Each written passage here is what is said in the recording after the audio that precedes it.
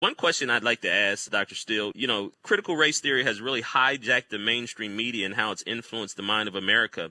I saw in one of your recent Fox interviews, you stated white guilt, exploitation of black pain leaves black people dependent on American liberalism. Can you explain that, and also how the media has been very complicit in helping to promote these ideals that we're talking about? Yes, I think, I think pretty much of what goes on in America today regarding race comes out of this, again, cultural event in the 60s where America, in a sense, confessed to and said, yes, okay, we were wrong. We practiced Jim Crow, segregation, oppression. We lynched blacks. We oppressed them. We persecuted them. Whoa. No culture goes through a moment of confession like that without there being all sorts of ramifications. And I think one of the most significant new sources of power in American life comes from what I've called white guilt, by which, I don't mean guilt in the sense of that we normally, I did something wrong and I feel guilty about it. But guilt in the sense that you have lost moral authority. And so you may never have done, most whites today have obviously had nothing to do with slavery, and most nothing to do with Jim Crow. Nothing to do with the problems blacks face today. And yet, white America today has, since the 60s, has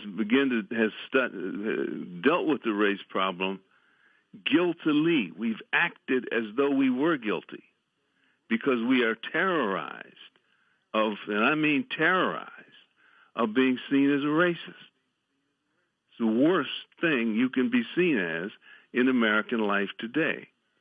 And so that is, think of all the power in that. If I can wield that power, that guilt, if I can push buttons and make things happen and make whites, change their institutions, make America change its educational system, change the way its corporations do business, change the way all of its institutions function, the media, everything. That is enormous power. And it is driven, I think, by this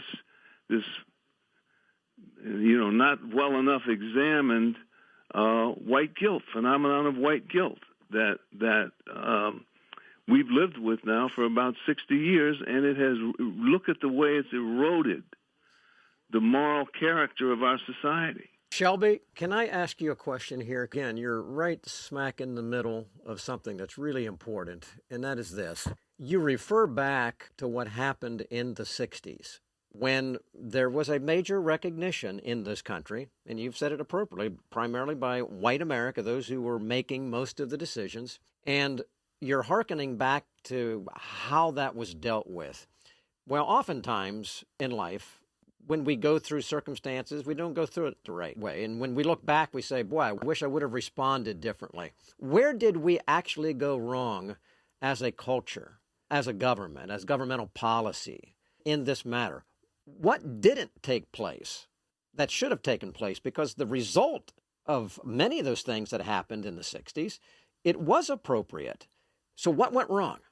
What went wrong is that America was so almost hysterically concerned with reclaiming its innocence. After all, America is the greatest country that's ever existed. We're as a country, we have enormously high self-esteem.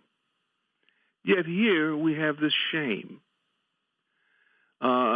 What we failed to do is appreciate the vulnerability that opened up in the American culture for people like Black Lives Matter. Is just one of the more recent examples of power-hungry people from the left who now have this, are holding this over America's head. What we should have done in the 60s is to say, you know what, we were wrong because we failed as human beings to live up to our own principles. But the way ahead is not to betray those principles, but to reinforce them, to family values, the classic traditional values of hard work and sacrifice and all so forth and so. We need to reinforce those as the only way ahead for all Americans.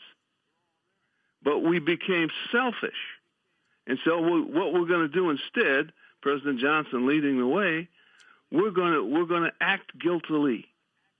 We're going to do whatever is necessary to show that we're really innocent of racism. In other words, we're going to move into denial. And denial was the big mistake I think America made coming out of the 60s, is denying that we had just owned up to this profound history of ours, this terrible shame of ours. We should not have denied it. Right away, we should have absorbed it and said that we failed our principles. They didn't fail us. Our challenge as a society is to live up to those principles. Classic American, what's the Constitution and so forth, those principles that made us so great. And but we didn't do that. White guilt became this kind of a way to deny it, to say, we have a diversity program in my office. We send out the college brochure for alumni and so forth, and we make sure we get black, yellow, brown, white faces on the cover. We're sort of orchestrating a look of innocence. You see, we're not that ugly America that did all those terrible things. We're innocent of that. And innocence has become the big preoccupation of mainstream American society when it comes to issues of race and so forth. There's no innocence here. Innocence is something that you earn through inner transformation, inner recommitment to what you know is right, to the principles that have made Western civilization so great. But difficult to get there when you're in this American society, black Americans are suddenly sitting there with all this power to transform America, to redesign, restructure our institutions. I spent my adult life in universities. The transformation in universities is just amazing. We haven't fully appreciated it yet, but it comes from that power, and